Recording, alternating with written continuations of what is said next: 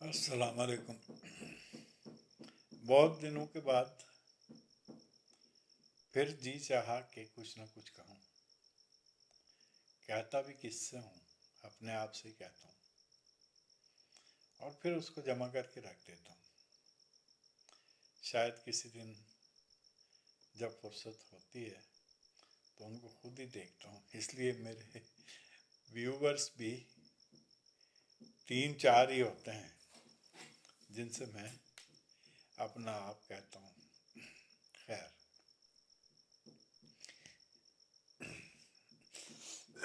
Sorry. पता नहीं, हम मेरे सोचने का अंदाज दुरुस्त नहीं है या लोग ही ऐसे हो गए। जब जिंदा होते हैं तो लोग थोड़ा सा वक्त निकालने से कासिर रहते हैं और मुलाकात से उसे आप गुरेज कह लें या आपके लिए कुछ एहसास बाकी नहीं है। बहुत सारी बातें होती हैं जिसकी वजह से कभी फिर नहीं आ पाते वो लोग। फिर यही लोग जिस वक्त आप यहाँ से रखते सफ़र बांध कर रवाना हो जाते हैं तो बड़ी बेताबी से आपकी तदफीन में शामिल होते हैं और तब उनके पास इस तरह के अफसोसनाक जुमले होते हैं कि आए हाय, बस फुर्सत नहीं मिली, नहीं तो आज से 3 साल पहले मुलाकात हुई थी यार, बड़ा अच्छा आदमी था, मिल नहीं पाए, अफसोस रहेगा। यार, ये अफसोस करने के बजाय तुम जब कोई जिंदा होता है तो उसके लिए कुछ वक्त निकाल कर उससे आके मिल लिया करो।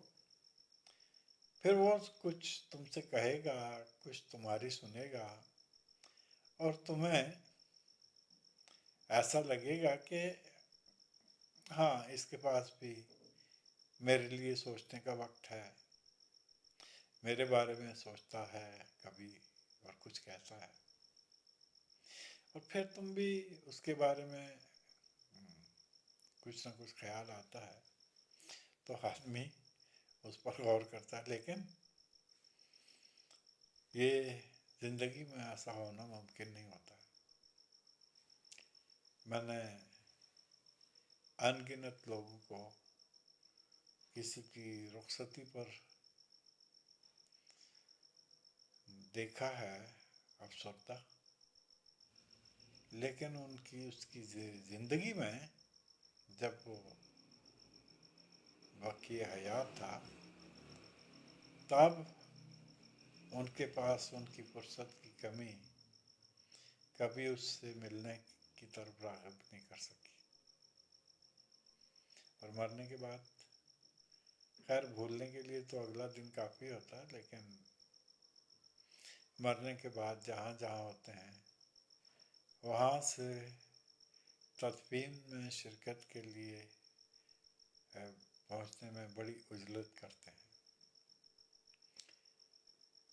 जहाँ तक मैं समझ पाया हूँ ज़िंदगी को और बाद के वाक़यात को, तो मुझे यूँ लगता है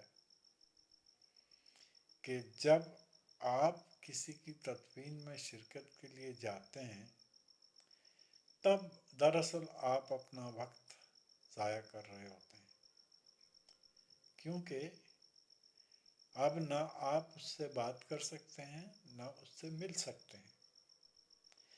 एक बेजान जिस्म के पास जाकर आप अपनी हमदर्दी और अपनी मोहब्बत का जो मसनूई इज़हार करते हैं वो उस बेचारी मैयत को किसी तरह का कोई फ़ायदा नहीं दे सकती।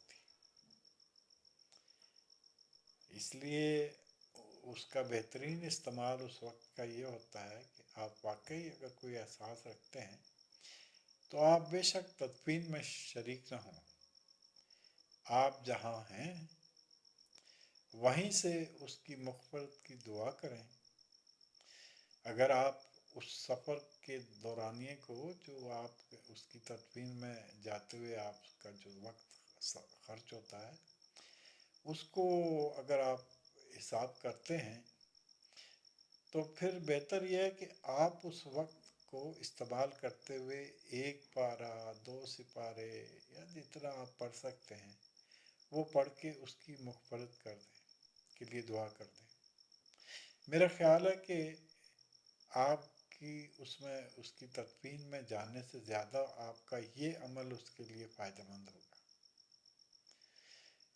لیکن دراصل تو تدفین میں شرکت کی وجہ بھی یہ نہیں ہوتی ہے کہ اس کا کوئی احساس یک لخت جاگ اٹھتا ہے اور اس کے لیے آدمی جاتا ہے۔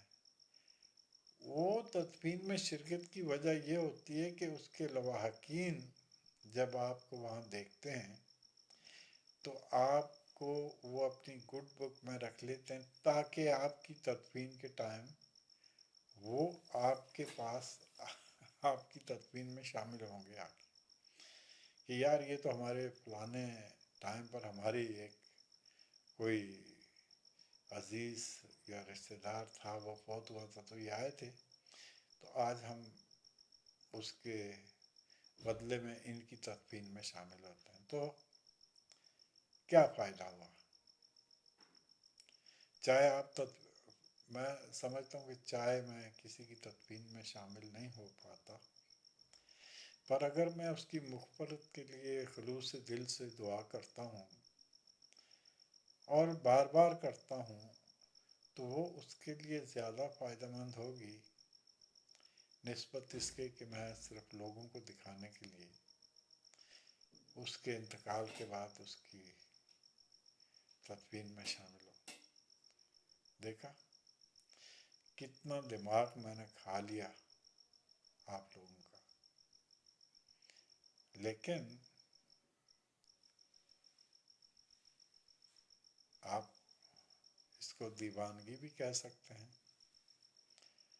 اور یہ بھی کہہ سکتے ہیں کہ میں آپ لوگوں کا وقت ضائع کر رہا ہوں۔ میرا خیال ہے مجھے اس سے کچھ فرق نہیں پڑے گا کہ آپ کیا کہتے ہیں۔